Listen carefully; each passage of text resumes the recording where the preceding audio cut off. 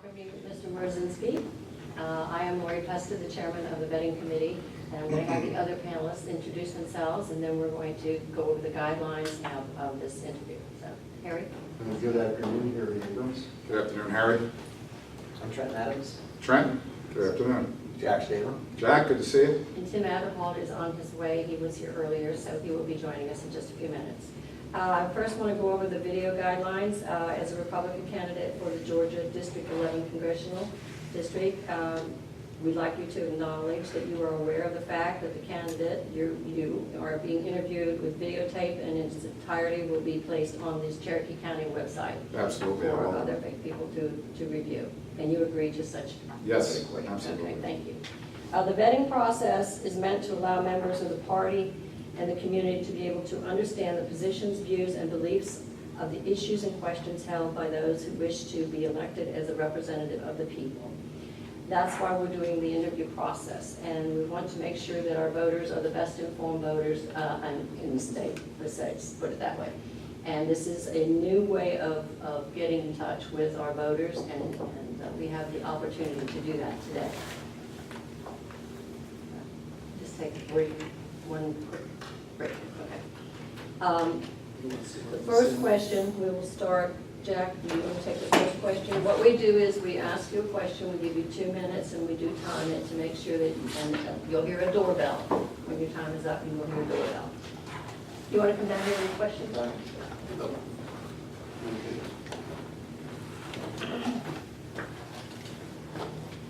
Okay. Jack, would you take the first question, please? Are you currently a member of your local Republican Party, and how do you see your involvement going forward, regardless of the outcome of this election? Yes, I am. I've been a member since I retired in 2009, Jack. And my membership will be as it was in the beginning, being a member of the local and also the state party, and also reaching out to veterans, which has been one of my GOP veterans advocacies. Yes, I will stay engaged. I am rooted in this community. I consider myself part of the Georgia Republican Party, and certainly one of the great county parties is Cherokee County. Thank you. Next question, Jim? Do you support right-to-work legislation? Yes, I do. Okay. Thank you. Should there be limits on the amount of money businesses and corporations can contribute to political campaigns? That's a very interesting question, because the states are different than the federal. At the federal level, we are limited to PACs and $2,600 per individual. And at the state level, you're allowed to have a business infusion of cash into an election. I would be remiss to say that money has kept a lot of our citizens out who are very well adapt to elected office. So, yes. What unique qualities do you have that are important for a House member to possess? First is the quality that I believe I have and I've exhibited since I was a child and all the way through until the passing of my mother on April 4th, is consistency and dedication and my word. I believe that your word is your bond, and I believe that character, as I've said often in this campaign, character has fingerprints, tells you where you've been. And I believe that your reputation, and specifically your family name, is something that is very important. Based on your understanding of the U.S. Constitution, what do you believe the role is of a member of the House of Representatives? Well, it's very interesting, a question. Article 1 of the Constitution, you have Article 1, 2, and 3. And Article 1 is of course, the first, which is we the people. And I believe my role is to make sure that we the people manage state affairs. That's what the job of a statesman, by definition, is. And I believe that we represent the will of the people. And it's been in my campaign to point out to the people that we've lost our way as congressional representatives, body politic. The 435, and some of those have been in there as long as 57 years. It's not about the people any longer. It's about self-aggrandizement. And we need to change that, and we can. Do you believe it's the government's job to ensure all persons have access to health care regardless of their ability to pay for it? Absolutely. We do have emergency care now. It's a law. that when someone comes to an emergency room, they have to receive commensurate care. So we have care at all levels, acute care, as well as access today to even free clinics across America, which is taxpayer supported. I believe that individual responsibility, that individuals should take care of their health and not make it a public burden. But having said that, we need to take care of those who cannot take care of themselves and to give information to people so they may seek health information. Our job in the government is for nutrition too, to make sure that good health choices.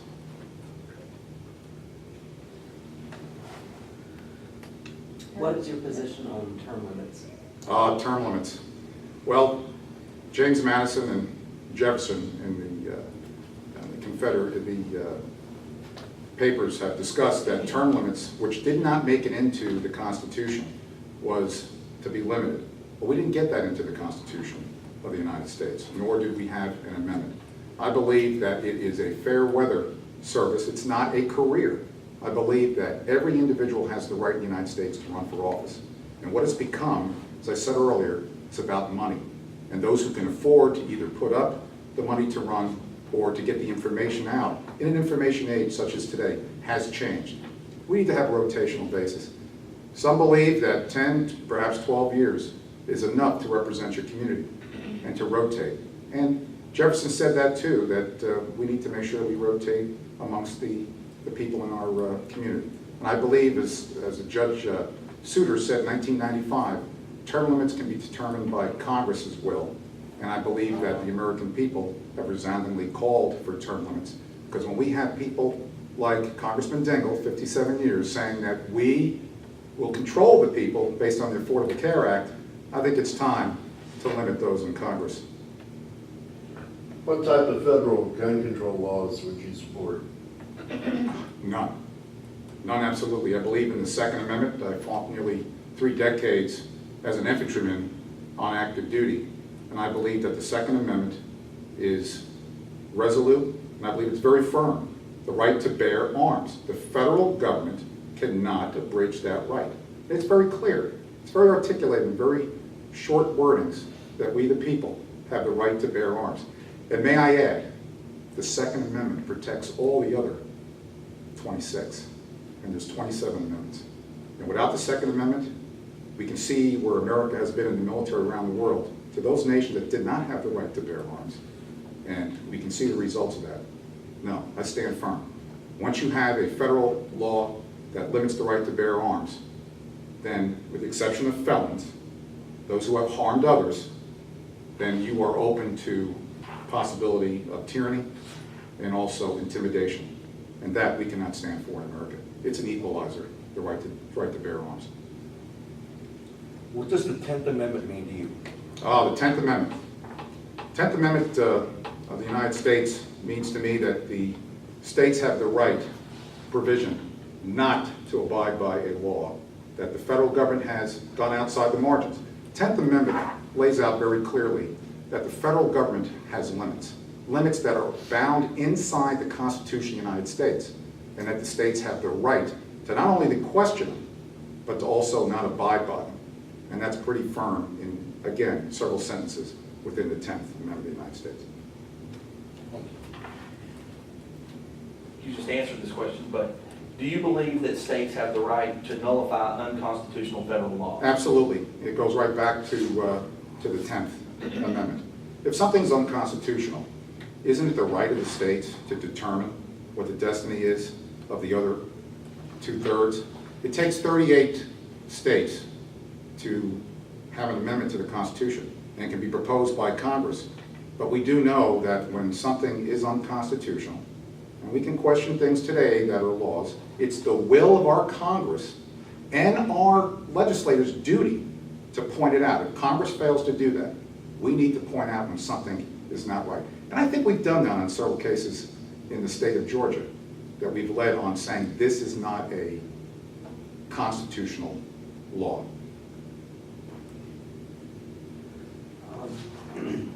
Are there any conditions under which you would advocate either raising existing taxes or implementing new taxes? Absolutely not. Absolutely not. We've had a great deal of talk since Mr. Linder, the popular 1999 for the fair tax. Tax is a very, it's a very controversial subject. We have enough taxes. And on that subject, I'd like to be on the record and say that look how much money is spent that is raised through taxes and put into debt. And that money never had to be raised in our taxes, and it was not managed properly by the federal government.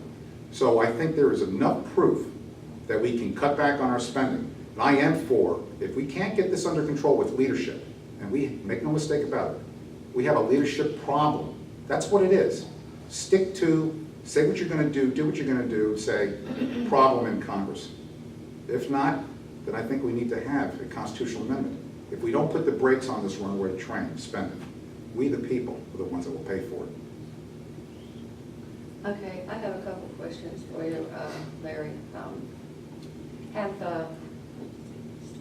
Have you ever had any license revoked or not renewed for cause, or been the subject of professional discipline or cited for breach of ethics or unprofessional conduct by any bar, association, disciplinary committee, court, administrative agency, or other professional group, or have you been expelled from any organization, and if so, please explain. Absolutely not. Have you, or has any organization or business under your control ever declared a bankruptcy, been sued, or currently facing liens or other financial issues? Absolutely not. And have you ever been arrested or convicted for any crimes excluding Minor Traffic Act? Never. Okay, thank you. Harry? Multi-part question. What is your stand on immigration, securing the border, and amnesty? And what is your plan on immigration reform? Oh, another great question. 2006, we were supposed to have the double-layered fence secured along the border of the United States. That has not been done. That needs to be completed. Before we talk about and continue to talk about immigration reform, we must secure the borders first. That is paramount. I have written on this subject extensively, and I believe that we need to fast-track those who are already in the system. On average, it's 5 to 7 years for those to seek citizenship in the United States. And I am, as we know, the first candidate across America to point to the Selective Service Act of 1917 and those that are here. If you're here, overextended your student visa, your green card, work visa, it is by law that you're supposed to register for the Selective Service. If you want to have the fruits of America, you need to stand up and be prepared to defend America. I believe that we need to also take a look at the status of anchor baby that we have extended and have it grandfathered for those who are U.S. citizens, and take a look at that so we don't have a magnet. Look, we all know as Americans that America's a great country. We're all from immigrants, exception of American Indians. But with that, any sovereign nation can only stand if that sovereign nation has rule of law and guidance, or else it dissolves and it frays at the edges. We need to make sure that immigration is one that is solid, fair, and reported on every avenue of person coming into this country. And we need to give the tools to our civilian agencies, not the military on the border. Their job is different in our Constitution. They provide for the common defense. What we need to do is ensure that those nation states who are tyrannical, who are making folks come here to the United States because of seeking better opportunity or public safety, we need to address that with our foreign policy. And that is both the congressional and executive responsibility. Okay. What is your position on the Supplemental Nutrition Assistance Program, SNAP, and what about drug testing? I believe that because of the situation of employment in the United States, and also some of the acts that we've done in the 1960s, we've created a vacuum with our culture to where we have mothers who are not either wed or married or do not have support from a nuclear family. And I think that's created a vacuum in our children who are the innocent. I believe that we need to take a hard look at that. There is abuse in the system. There are tickets, SNAP and food stamps that are sold for cash, and we need to hold those responsible. And I believe those are the most vulnerable. Our children and our senior citizens need to be taken care of. That's the next generation that we are raising. Let's get it under control, making sure that the law is followed, find out who is getting those SNAP, and I will extend it to food stamps, and then start getting those off the rolls who are abusing it, and then take a look at the program. Let's get the mothers and the fathers back to work. Let's get the children the education that they need. But nutrition is the bedrock of learning when you send a child to school. But we're all paying for it. And we need to know that there's no easy solution to this. We know that at the breakfast table and the dinner table, our families gather to have meals. But to deny someone a meal, regardless of how many years it's taken us to get to this problem, we need not shove aside our future generations to do so. What is the unemployment rate in Georgia? Unemployment rate, I believe, the last time I looked, was 6.3%, I believe. Okay, thank you. Trev? Please describe the geographic boundaries of your district. Geographic boundaries. It goes from, Cherokee County is almost a square, as it was, or we can call it a rectangle. The boundaries go from the southwest of Ackworth, and Ackworth comes over the border to an Oak community, comes over the boundary, mostly into Cobb County and some into Cherokee County around the Kellogg Creek area. And having the southeast, we have the Woodstock, which is bordered towards Milton County in Cobb County, and borders Fulton on its east side. And then all the way up to the northwest, we have actually some open land, but we have Waleska that's up there. We have Ball Ground to the middle as we head up towards Pickens County, and of course all the way to Forsyth along Highway 20 in Cherokee County that borders Forsyth, and Macedonia, and some of the other smaller respectable communities. Karen? For solutions to the traffic, excuse me, and other infrastructure issues, do you support the regional approach such as the Atlanta Regional Commission or another method of dealing with these issues?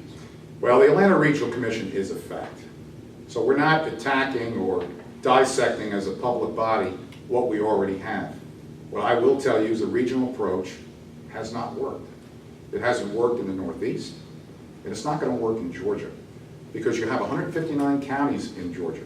The transportation problem in Georgia, as I've articulated, and I believe that I'm the first nearly 4 years ago to articulate, other than in Congress, the 14 districts, or in the legislature, that our problem is not a regional problem for transportation. It's a money use issue. For the last 50 plus years, Georgia has been a donor state. We're one of 9 servicing the other 41 in America. And we've only gotten back 84.0% over the last 50 plus years of our federal gasoline excise tax.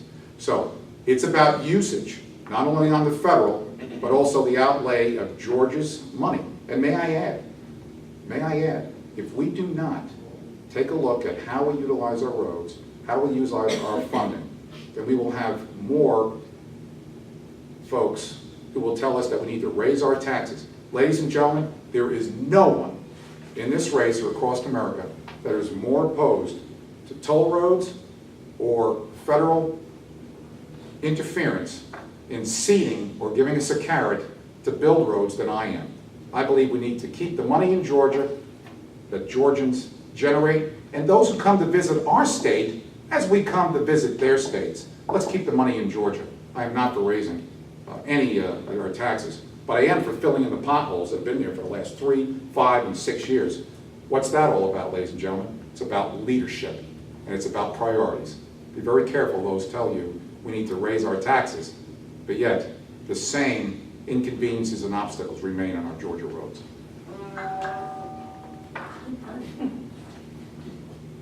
Next question? Oh, me? Sure. What should the federal government's role be in regards to alternative energy sources and subsidies? No, well, we do know the failures of this administration that has pushed. We need to pursue the Keystone Pipeline. We need to pursue all energy that is domestic. And let me outline this.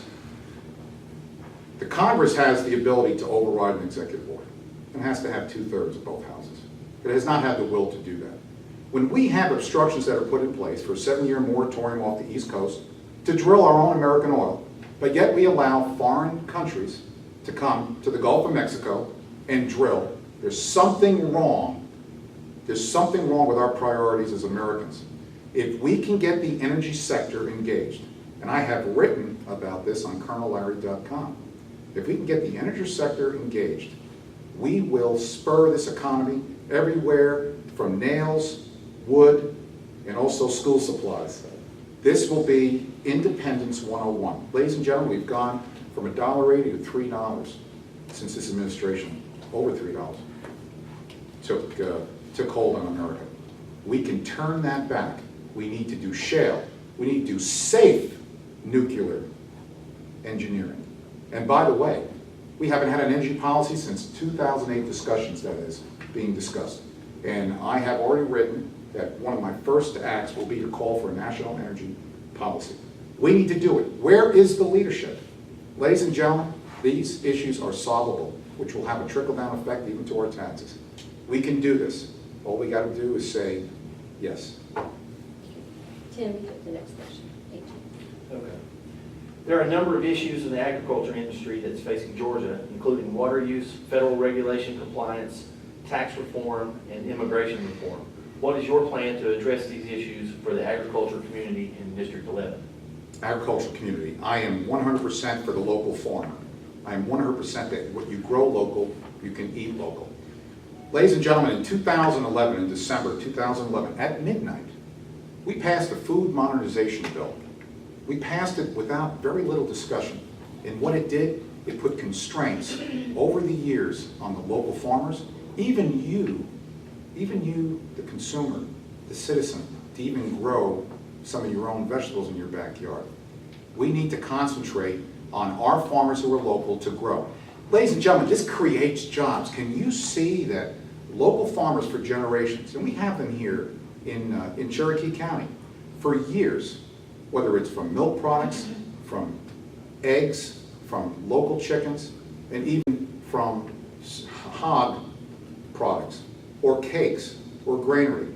Why should we not keep the family structure in the business and create jobs and keep it in Georgia and keep it in Cherokee? Those who defend food, which I believe is a national security issue. You don't sell your food to foreign companies and outsource it. It's a national security. It goes back to the SNAP question. Food is a bedrock for our children and our society. And ladies and gentlemen, if you have a crisis somewhere in America, wouldn't you like to know that locally you can get access to food instead of having to be trucked in? Take a look at what we had even in our winter storm. That's in the winter. But what if you can't get access to some of the basics? How about go local? Get your bread, get your eggs, and get your milk. No. I'm for the local farmer, and I will stand behind the local farmer because it's congruent with the Constitution of the United States. Thank you. Just to back up one, how do you feel about the Department of Education? The Department of Education. The Department of Education was originally formed for basically two things. The Department of Education was there to collect information across the United States and to disseminate it. That was its original charter. The Department of Education now has become another federal arm politically motivated by the appointees who were in charge, quote unquote, passing down to locals. Look, this is a conundrum across America that we're dealing with all the education issues, and we're all at each other and getting disappointed, and we want the right answer. Well, we have an adage in politics, we have it here in Cherokee County. All politics is local. What does that mean? That means local is where your family is. We have 159 counties. Each county raises property taxes to support their school infrastructure. Some of it's given to the state to do other priorities, to provide things to our children and also support our teachers. Well, you the parents, and you that are not, have the children that are out of the house, until a certain age, you're providing a tax base to the schools, and you should have an answer. I think the Department of Education and the federal government should stay out of it. Look at the division it's creating. It's balkanizing America when we didn't have balkanizing before the Department of Education. Take the thorn out of the lion's paw and give education back to our teachers and keep it in the state of Georgia. Therefore, the controversy is broken down to 1/50th. We just talk amongst ourselves as Georgians and amongst 159 counties of how we're going to do education better. Bring it back to America, bring it back to local teachers, and I can tell you that our education will be better off and incentivized as well. Thank you. Do you support the fair tax or consumption tax or some other alternative plan? Well, the consumption tax is something we had before the 1900s. That's what America was all the way since our founding of our Constitution on March 4th, 1789. When that embarked on that day, we were in a consumption tax. So the flat tax and the fair tax, we're in a consumption mode. The consumption tax would allow us to keep more in our savings and keep more of our money. And in so doing, we just know that when we're in good times, we know that people pay for goods and services, and we call that our income is disposable income. When we have more disposable income, when you can still save and not be overly taxed, then I think our taxes will be raised. I pointed out earlier that we have all examples with Solandra, $500 million of wasted money, the Department of Defense, $300 million for a blimp, and then they sold it for $300,000. We have examples of wasted tax dollars. So I would say to my fellow Georgians and those in the 11th District, we can do better. I believe that the fair tax is the way to go, but this tax system is set up to benefit the few. And we spend $289 billion a year just fulfilling our obligations.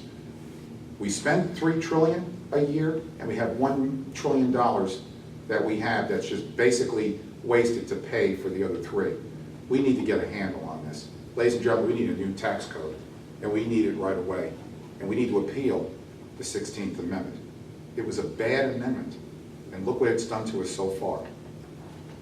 Harry? What do you plan to do for the District 11? Harry, I propose to you some things that are out there on my core principles. What I will pledge to you is this: I'm not changing. My core belief is in truth and honesty and integrity. Character has fingerprints, it tells you where you've been. I propose that when I say something to you, and if the conditions have changed, I will be the most available out of the 14 districts in the state of Georgia to come and be at town hall meetings and at locations. Why?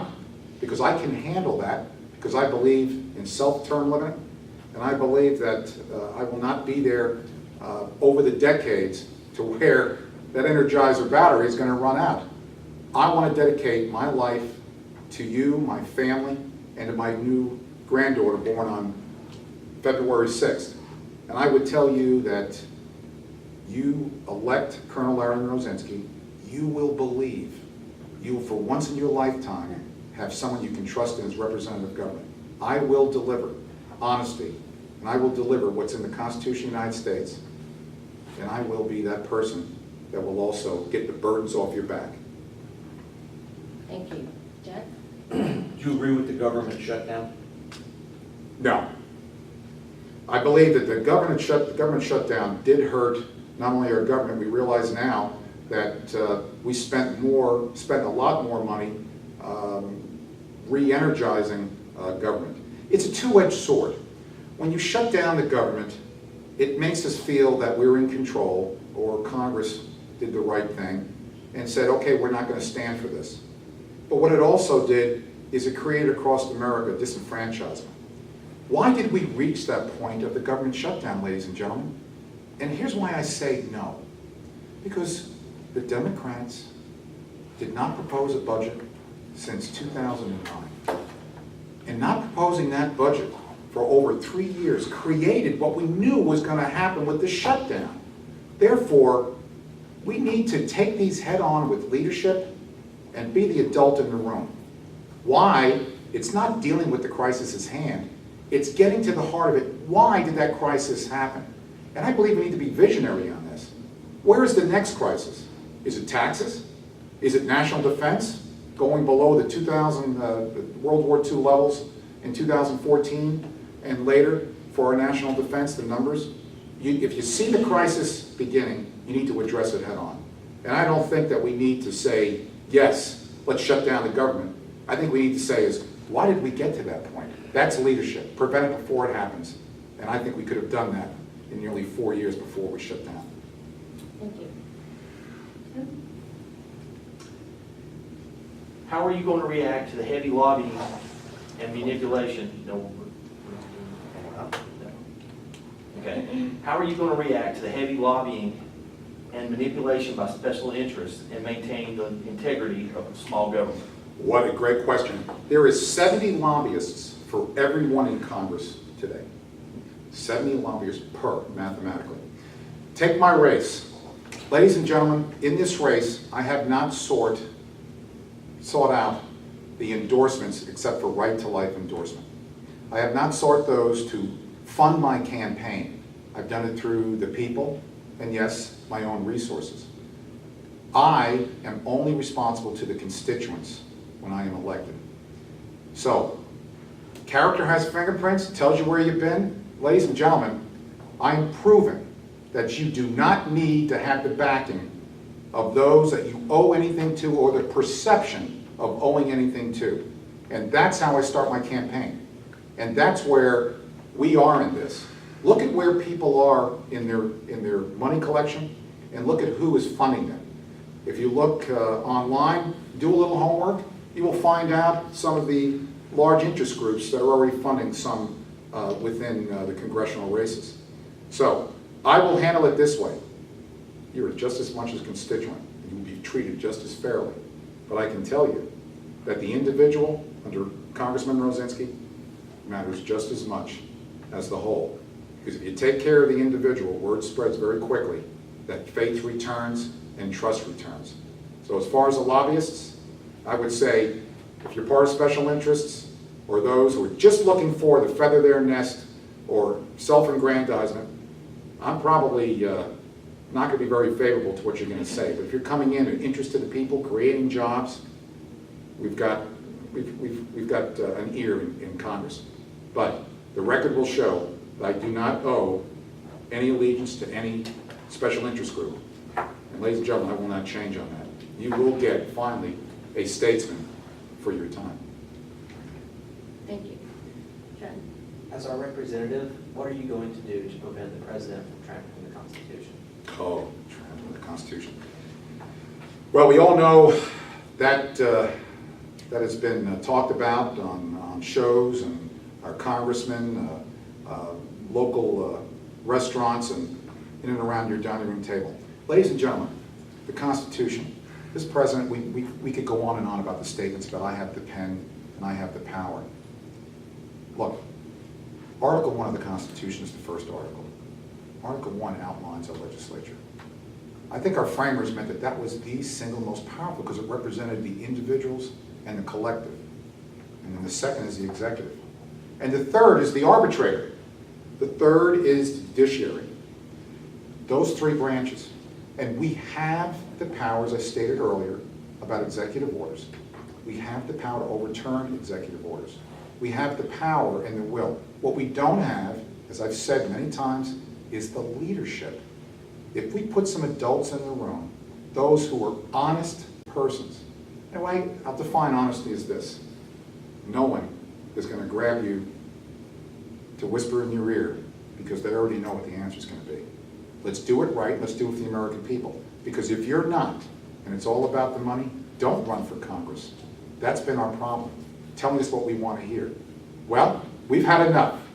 And we want to return back to the Article 1 where the legislature representatives are in charge in the United States, determining our laws and listening to the people. And by the way, having redress.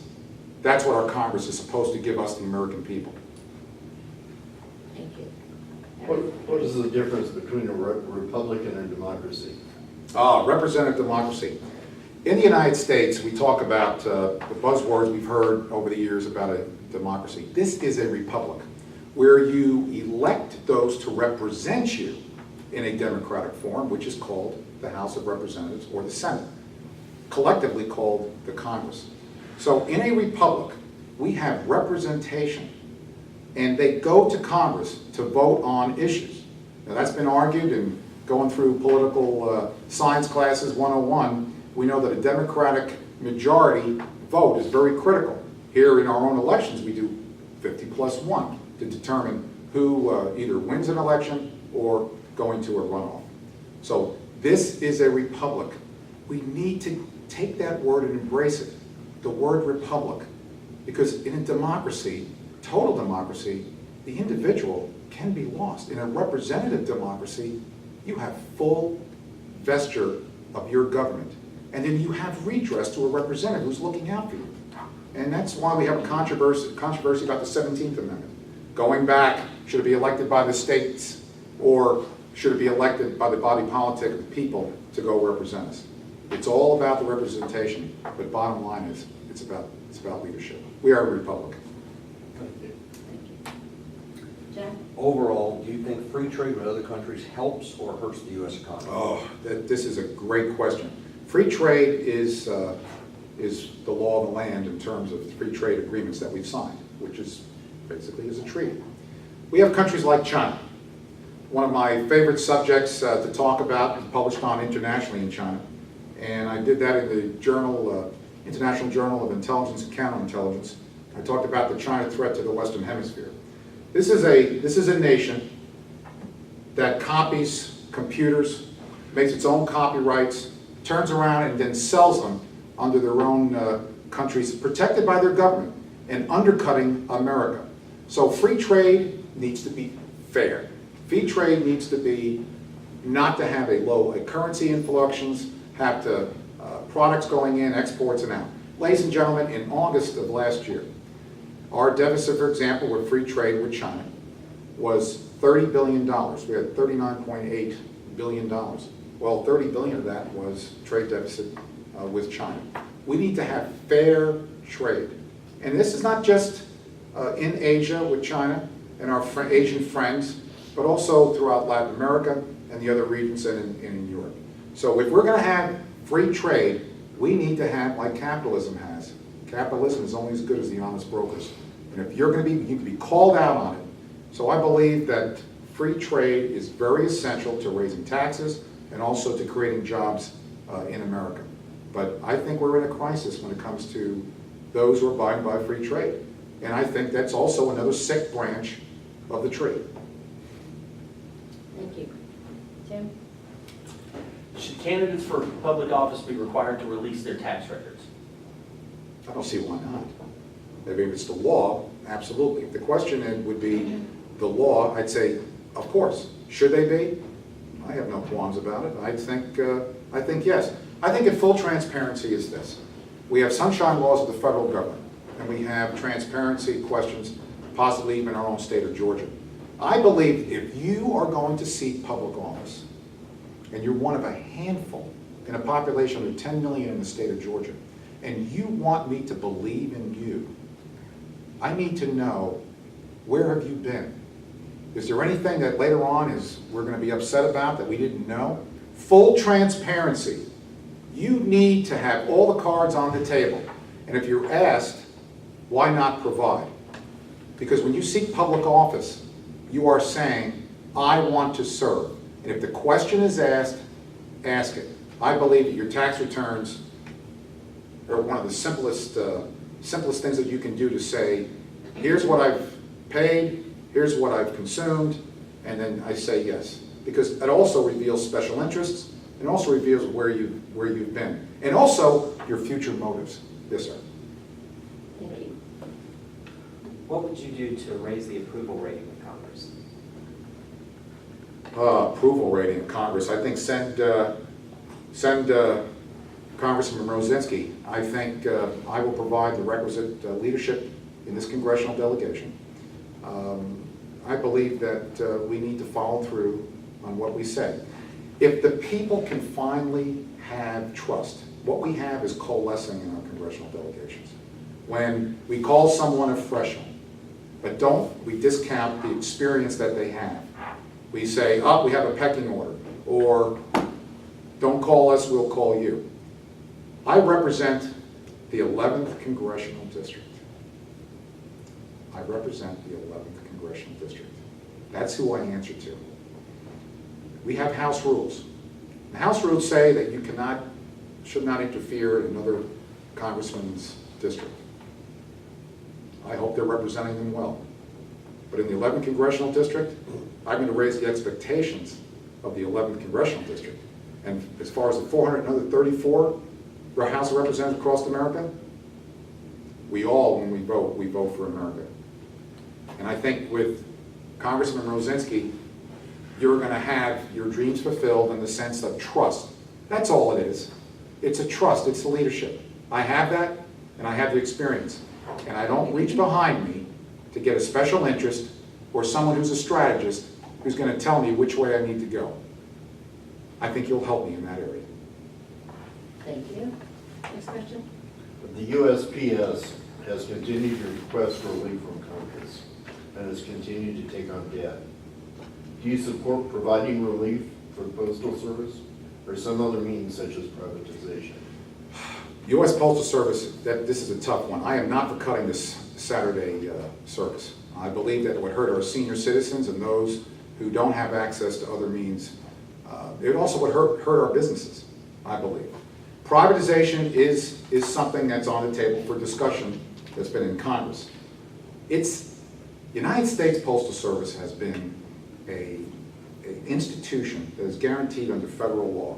Whether it's touching a mailbox, putting something in it, you just can't do that. I believe that that's sacrosanct. It's been mismanaged over the years, and I think we need to take a hard look at it. Privatization is something we need to take a look at. We have done privatization in some of our areas, but when it comes to public service, I believe that we need to be very careful about taking an institution as the post office and privatizing it. I would be open to discussion on that, but I am right now not inclined. I think we need to keep the U.S. Postal Service a government entity until we have a discussion on it. Matter of fact, it's just like national energy. Where is that? We have not completed a discussion on the U.S. Postal Service. And I can tell you this, ladies and gentlemen, what institution has their employees to pay 6 months in advance into their retirement? Why? Why do we do that? Why do we do that only on the backs of the U.S. Postal Service individuals? We need to take a hard look at how the U.S. Postal Service delivered. And I do consider it a quasi-national security issue when you can't get your information. And I will tell you that there's many, as I stated earlier, cannot get on the internet or are looking for their medicines, and you cannot do it based on business template. It's a national security issue, and our people need to have that communication. Thank you. What is your educational background? I am a public high school graduate, and I went to college, and I had 2 baccalaureates. I have a baccalaureate in political science, a baccalaureate in health science, and a minor in communications. I have a master's degree in international relations from Troy University, and military, I have varied military expertise,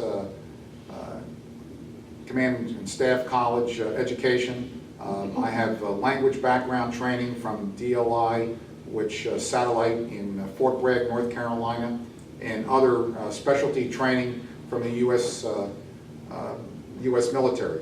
My education also in Middle East, which is Department of Defense specific training, academic-wise, that is also given to me for credit when I was through. I was also an intern in legislature, corporation authorities, and commissions as a college student, and I also educationally served in health education and welfare before it became Health and Human Services on codes and regulations in Washington, D.C.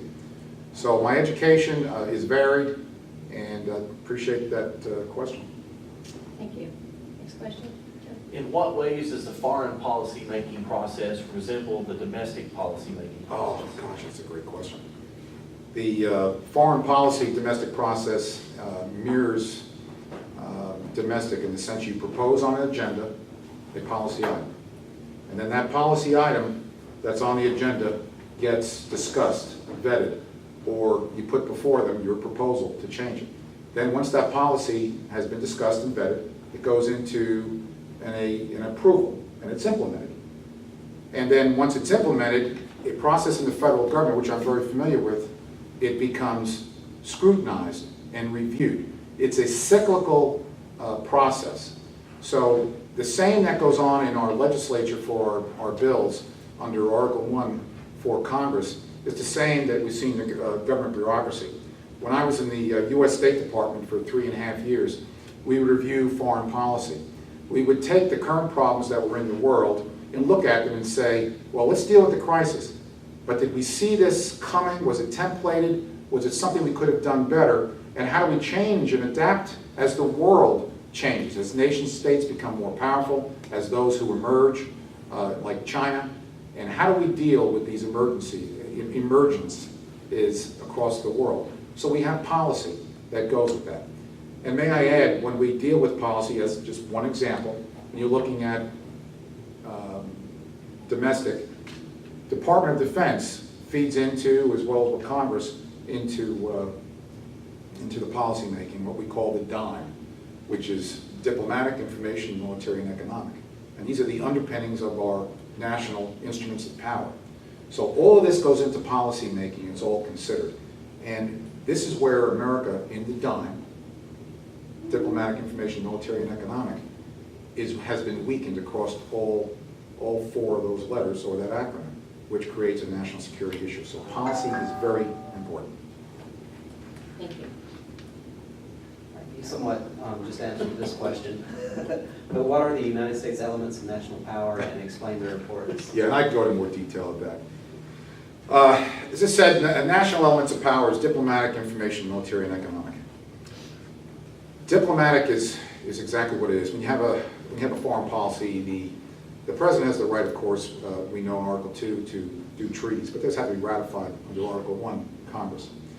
The diplomatic effort is when we reach out and we talk to other nation states to convince them that this is the direction of the future, here's the things that we can leverage. In economics, we talk about leveraging. And in diplomacy, we leverage. We leverage from security, we leverage for distribution of food, some are just giving away in aid. It's part of diplomacy. We meet nation states at where their need is based, and to tell them that the U.S. view of the world and of the future is the one that they should align with or assist us in achieving or helping them achieve. Information. Information is getting the information out there about America and its intents. The idea that, for example, diplomatic information, the United States, having been in the military for 3 decades, the United States has never been in a governorship across the world. We didn't collect taxes when we went into a nation during war. We didn't set up a governorship, as many in history have. So we send out information that the United States is benevolent, but its core principles within our Constitution for freedom. And that's where we find the bedrock. And that's part of the information we give to the world. Military. Military is arguably diplomacy by another means. In our Constitution is to promote the common defense, provide the common defense, to use the common defense, secure the safety of America. If you threaten the United States of America and its sovereignty, you will have the full bear of the American people and arguably Congress who declares wars. Thank you. Larry? What is the military-industrial complex, and how does it factor into foreign policy? Military-industrial complex comprises 3 elements. Military-industrial complex is the Department of Defense, defense contractors, and both houses of Congress. This one is not very complex. In unison, military-industrial complex, just by its very name, defends, for national defense, defends our security and part of it, the DIME that I've expressed. So the military-industrial complex is a consortium. It's loose, where we have the priorities, but we need industry to build the defense tools that we need to defend America, and also in the future. So we need to have the cooperation and the vision. What do we need in the future to defend America? Is it satellites? Is it a new weapon system on the ground? Or is it something for information or cyber attacks? We need to have private industry who cooperates with the Department of Defense to form a vision, so we're all one in unison. We need Congress. Why? Congress is the oversight. That's supposed to be the honest brokers. And by the way, that's the ones that are supposed to pay the check and make sure the American people are getting their value. And not all the time that we do that. So I would be remiss in saying that the military-industrial complex is a vital underpinning of the dime. What do you see as being the current largest threat to the U.S. geopolitical interests? Again, very complex. I think of time in the State Department right now is a lot of things going through my mind. Comes to the fore, of course, is current is American public is terrorism. I take things in this manner. I look at the major things that have disrupted humanity over the years. And when I take a look at threats, I look at World War I, I look at Korea, I look at World War II. And I look at what sends men and women off to combat, what changes our dynamics in our country. And we could argue that the 16th Amendment somewhere related to World War I, to raising taxes. We needed more money. We could argue that. But isn't it funny that we've precipitated every war, and may I add that every war we've had, we've taken our military down. So in that, this administration has just announced to go down below World War II levels. Ladies and gentlemen, the answer to that question is, I see a threat, is those nations that see us becoming weak. Because no matter what we do in Cherokee County, no matter what we do in Georgia, that we do in the Southeast, all it takes is someone to see we're weak and attack us at our weakest point, and everything becomes unraveled. So I look at the big picture. Don't let the bullies on the block know that America is not prepared to fight that war. We'll have the carrot, and we'll have the stick, but we'll do what Reagan said, trust but verify. And I can guarantee you, just like the Constitution of the United States on March 4th, 1789, the words of Reagan are very recent. Trust but verify. And, in the words of Condoleezza Rice, a clear and classical statement of deterrence. Ladies and gentlemen, I can tell you, Congressman Mrozinski,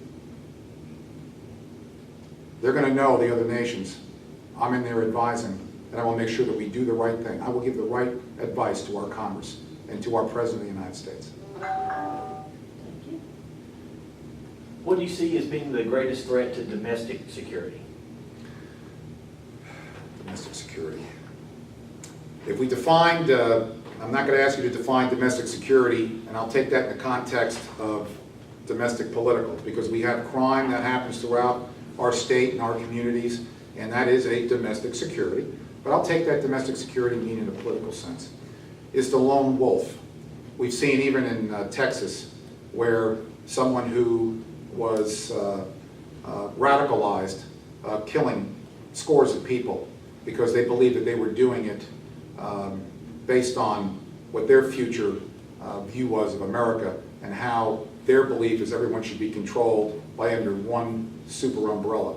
I believe domestic terrorism also is those who come here who overstay their student visas, which is part of the question that we had earlier about our immigration policy.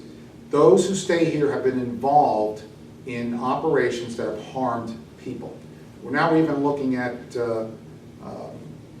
our own airports. We know that a good ally, Malaysia, just had a problem in regards to their own form of domestic terrorism. But in America, we need to prevent it. Ladies and gentlemen, we have concerns about our freedoms and civil liberties, and we must remain vigilant on all of that. But keep this in mind. You don't have to give up freedom for security. What you have to have is making sure that folks know that when they do, basically on the Fourth Amendment, search and seizure, is to make sure that they're doing it, not because they can, because they're doing it because every American has a value. But we need to make sure that they are secure. And I think if Americans believe that, we'll have greater cooperation in this country when they believe that people understand the Constitution of the United States. But yes, domestic terrorism is a threat, and we need to abide by the laws, but at the same time, be involved. Thank you. One question, and back to some financial issues. Are you currently connected to any outstanding unpaid taxes in any way? Negative. Okay. Please describe one instance in which you faced an ethical dilemma and how you resolved it. Wow. Several come to mind, ethical dilemma. And I will take that out of the politics, because those sometimes you don't have all the information. But I'll take it when I was in a leadership position in the military, because that one I was intimately involved in. When someone came to me and told me that they had been offended legally personally on the job, it involved me to know that the regulations in the military was once you were, well, I'll use the word fiduciary, but once you were pecuniarily liable for that, you had 24 hours reported to your chain of command. And some leaders choose not to report things and bury them. Well, that's a character issue and that's a risk. It's not only a risk to me personally, but it would be a risk to me economically as it would to you. My leadership did not support me in reporting this because, like with lobbyists and special interests, they had a friend involved in this particular incursion, this particular infraction. And that did not dissuade me at all. And this involved a retired female first sergeant, E8, who was very distraught over this particular infraction. And it was very serious. And I pursued it. And my chain of command at the time was not very receptive that I had brought that up. This was just right above me. In fact, I retired as a 06, and I brought it to the attention of a colonel. And I can assure you that when I left the office of that colonel, and I told him, and he said, we're finished with this. And I said, no, we're not. Well, I was a major then. And I looked at him and very politely I said, sir, I'll be in your chair someday, meaning as a full colonel, and I'm not going to be acting that way. Yes, I said that, and I think that remains clearly on my mind. First of all, Larry, we want to thank you from the bottom, our committee wants to thank you for being here today and taking time out of your busy campaign schedule to be here and answer the questions, to offer the public additional information about you. We have one last question, and we always like to give the candidates the opportunity to share some information with us that we have not actually addressed as questions. And you have 2 minutes to do that.